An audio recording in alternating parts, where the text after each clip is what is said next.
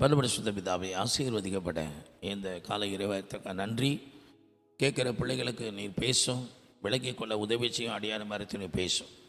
இயேசு கிறிஸ்துவின் ஜெபிக்கிறான் நல்ல பிதாவே, ஆமென். அல்லேலூயா, அல்லேலூயா, அல்லேலூயா. ஒன்றுக்கு அவரோட எல்லா படத்திலும் ஸ்தோத்திரத்தோடு விண்ணப்பங்களை தேவனுக்கு நேராக தெரியப்படுத்துங்க. எல்லா பற்றியும் மேலே தேவ சமாதானம் இருதயத்தை சிந்தை காத்து கொள்ளும். இன்றைய இறைவார்த்தைக்கு போவோம். 23:21. அவர் யாக்கோபிலே அக்கிரமத்தை காண்கிறதுமில்லை, இஸ்ரவேலிலே குற்றம் பார்க்கிறதுமில்லை. அவர்களுடைய தேவனாகிய கர்த்தர் அவர்களோடு இருக்கிறார். ராஜாவின் ஜெய கம்பீரம் அவர்களுக்குள்ளே இருக்கிறது. ஆமென்.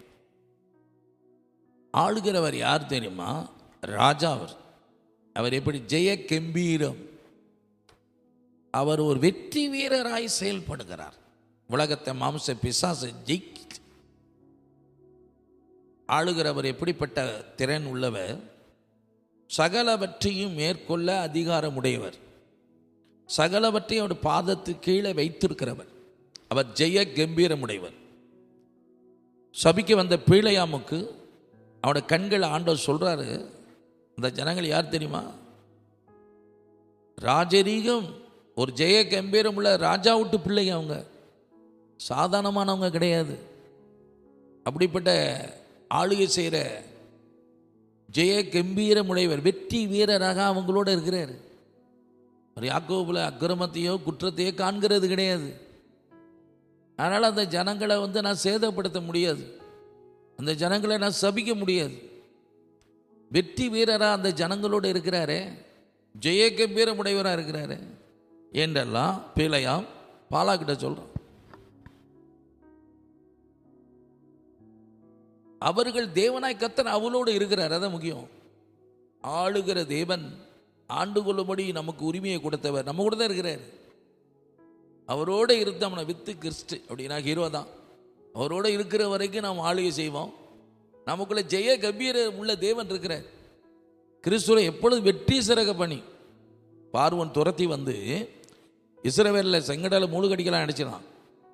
அந்த துரிதமாக வரும்போது ஆண்டவர் பார்வனுக்கு விரோதமாக செயல்படுவதற்கு இஸ்ரவேலருக்கு துணை நின்னார்.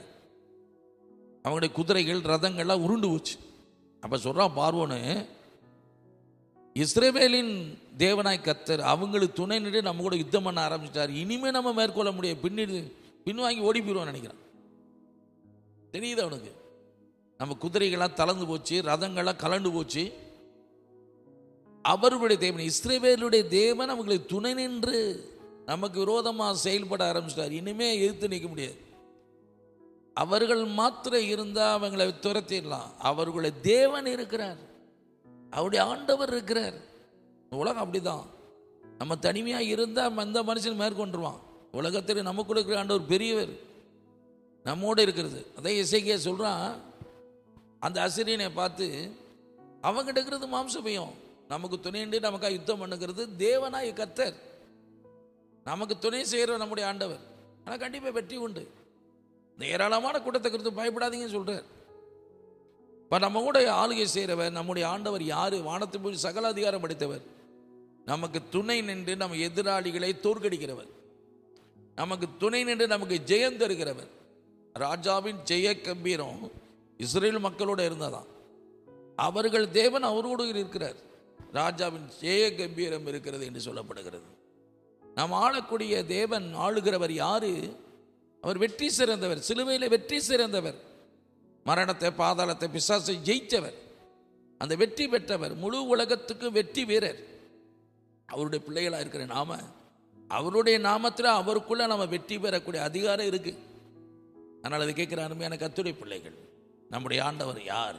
ஆளுகிற எப்படிப்பட்டவர்? ஜெய கம்பீரம் உள்ளவர். அப்படிப்பட்ட தேவன் நம்மோடு இருக்கிறார்.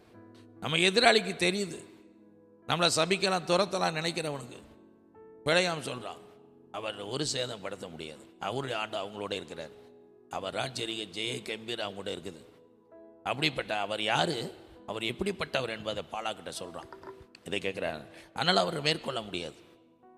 அவருடைய பிள்ளைகளை நம்ம சபிக்க முடியாது. ஏன்னா அவரால் ஆசீர்வதிக்கப்பட்ட பிள்ளைகள்.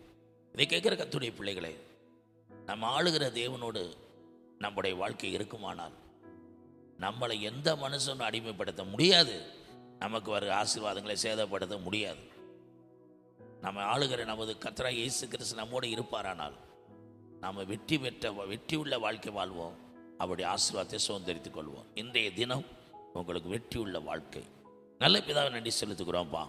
சிறைவேலருக்கு ஜெயம் கொடுக்கிற கர்த்தர், ஜெய கம்பீரம் உள்ள தேவனாய் அவரோடு வந்து பார்வனை முறியடித்து எல்லா சத்துருக்களையும் தோற்கடித்து யோசுவோட 31 ராஜாக்களை 7 ஜாதிகளை துரத்தி அவங்களை கானானை சுதந்திரிக்க வைத்த தேவன் இந்த செய்தியை கேட்க ஒவ்வொரு பிள்ளை எங்கள் வாழ்க்கையிலையும் நீர் எங்களை துணை நின்று யுத்தம் செய்து சத்துருக்களை வீழ்த்தி நாங்கள் சுதந்திரிக்க வேண்டிய நன்மையை இன்றைக்கு சுதந்திரிக்க உதவி செய்யும். இயேசு கிறிஸ்துவின் ஜெபிக்கிறோம் ஜீவன் நல்ல பிதாவே, ஆமென்.